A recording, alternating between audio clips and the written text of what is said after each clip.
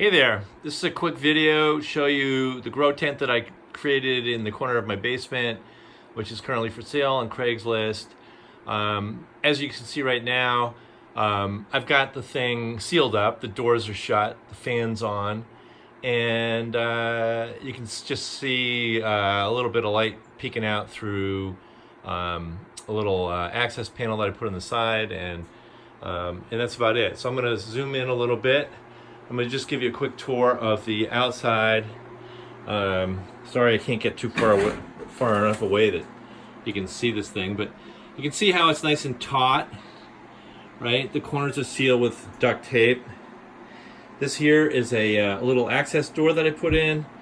You just open it up and you can see inside, right? But it's got plastic, you know, it just came from one of the shipping containers I got. Real simple. Down here is a 14 by 14 Filtrete Healthy Living Ultra Allergen furnace filter, basically. It's a 1-inch thick furnace filter, and it's designed to handle up to 400 CFM, which is what the exhaust fan is, right? So coming back around, you can see here. Tell you what. Speaking of the exhaust fan, I'm just stand up on a chair here. That's the exhaust fan. It's just fastened to my ceiling right now, and so what you'd be getting is the elbows and any straight pieces that connect to the existing pipe that was left over from when I removed a generator grill in my kitchen. Right. So it comes through. Elbows down and goes into the top of the tent. And now that you could rearrange this any way you want. You could have that fan inside your tent if you wanted. I chose to have it on the outside. Another note that you could think of is that you know, this tent is designed to fit in my basement. Maybe your basement's a little taller or a little shorter. If your basement's a little taller, then you're going to want to probably just get new studs and probably some new Panda film. But this has got a fair amount of height compared to most stuff you see on the market. And if it's shorter, you just cut them down. And I can show you how to do that. It's easy. So I'm just going to open these zippers up real quick. There's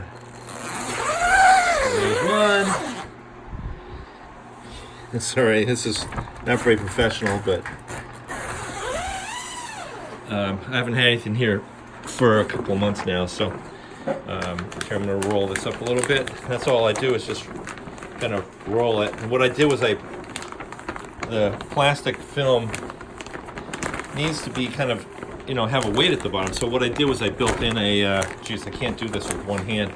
I built in a steel bar on the bottom of it. It's just all duct tape, my friend. Yeah, I'm sorry this is like so jagged. All right, here I am. I'll get it up there. Let's get it back now. Right, so now you can see inside the tent, and I've got the thing, it's kind of sloppy looking because I'm working one-handed, but you can see that I've got the fans on, the lights are on.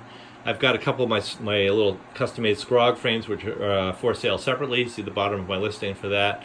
And I'll turn the lights off in a second, it'll be easier to see, but you can see that right now the light mover is moving, and it's designed to go from one side to the other. It gets to the end and it stops, boink, like that. Sits there for 30 seconds. That's all adjustable. Then it will start heading back in the other direction. It will get to the other end and stop there for 30 seconds and go back and forth for however long you've got your light cycle set for. This light mover is kind of, probably, I'll admit, it's probably on the lower end. I got it through Amazon, and see how it's moving. And it uses very little electricity, and when you get it, you get like 2 pieces of 3.5 foot long aluminum track, which you cut and fit. Right, you can see the joint is, well, it's right up in there. And what I've done is I've modified it. So see this aluminum bar here, it goes up and over, and that trolley hangs the second light, right? So most people just have one light, but where you've got a 6-foot wide tent, you need to, if you put one light in the middle, it's just going to sit there and it's going to fry what's underneath it, or they're going to be really healthy, and what's on the sides is going to get minimal coverage. Because the sweet spot's really like the 2-foot square. These Bestva LED lights are rated for, they're called 2,000 watt lights, but they only draw, like, I think it's in the article, it says maybe 390 watts each. Here's the label. Right, power 2,000 watts. It doesn't really do that, and I really like them. If you look at the Amazon website, I think I gave a link there. You'll see that the spectrum that it covers is really pretty decent, and the beauty of this, they're really literally designed theoretically to cover like a 4-foot by 6-foot space or something like that. You can see it in the listing, but I don't think that's enough.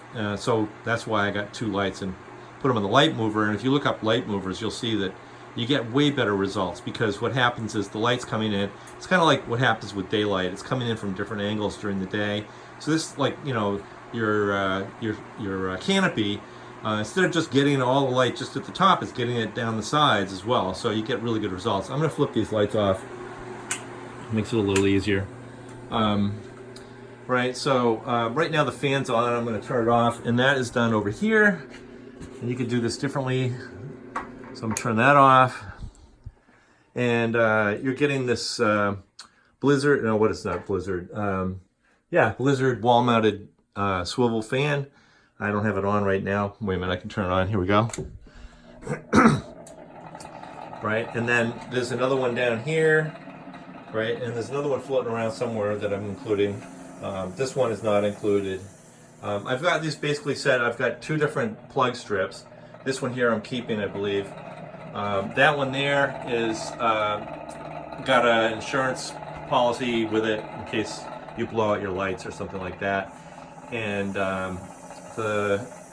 you've got this beautiful timer here that right currently is set at 18 hours a day. And here, I'm going to turn this off. And what else is there? So looking at the way this thing's built, you can see that the corner it's built into a corner of my basement, right? So I just stapled the Panda film right to the wall, and I guess I should turn off the light movers as well. And these studs create just a small stud wall, and there's that little access door. And then looking back around, there you go. And you've got this piece that goes across the bottom that forms a threshold. It kind of gives integrity to the whole thing. And I'll just kind of give you a quick tour. And the ceiling is framing up in there, and it's just all basically a bunch of strips of wood, and it's very solid. You can put hooks wherever you want, and like I put this big beefy piece in the middle to hang the track. It's probably overkill, but I think it's really good, and all that comes with it. So basically this whole thing will get, I'm going to take it apart because I need to get my house ready for sale, and I'll pack it all up nice and neat. Here, let me show you this. This is the extra filter you're going to get. You can have the old one, probably still got some life in it. Here's the leftover Panda film. It's called Poly. It's not Panda brand. This is a pump, a submersible pump that you could put in a water reservoir, and you can set up an automatic watering system. I got rid of everything else that came with it. I had a whole bunch of other parts, but I never used it. These are your chemicals. Right, so your pH down, flawless finish is used at the end when you're on the last week or so. This is Cali Magic, which is for calcium magnesium deficiency. This is Recharge, which once you get into the flowering cycle, you really want to use something like that.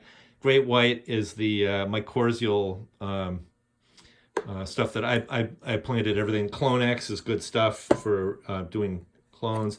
This is a microscope, LED microscope, right? Works really nice. This is a pH meter. These are 6 green LED light bulbs that you use at night, or like when you don't want to mess up the light cycle. This is a water stone, a bubbler. There's the bubbler. You put that in the bottom of your water tank, and you bubble. I bubbled it for a day before I used it usually. And then these are some spare parts for the light mover. I will tell you that the manufacturing process is a little lame. I can point to it right up here. The way this is structured, it's a little bit out of square for some reason, and these rubber tires here, well, actually it's here, these ones, get worn out, and you can probably see, there's a little bit of rubber there.